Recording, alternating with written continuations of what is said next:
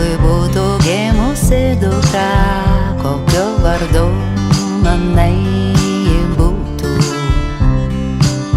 Ar jis supintų jai rytais kasas, o gal basa ji bėgtų palaidais plaukais? Jei jis turėtų žemėje namus, gal mums platus dangus svetingas būtų?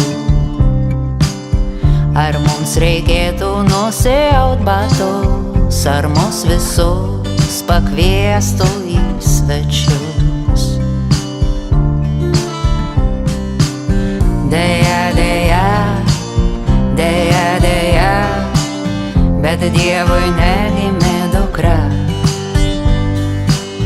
Deja, deja, deja, deja, bet Dievui negimė dukra. Negimė dukra.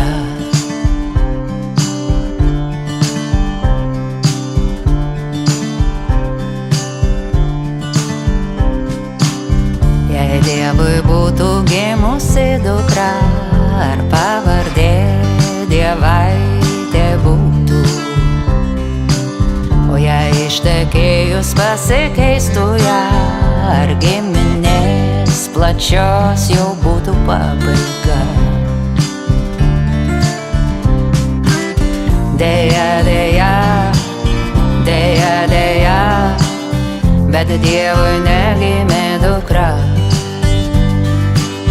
Deja, deja, deja, deja, bet Dievui negimė dukra. Negimė dukra.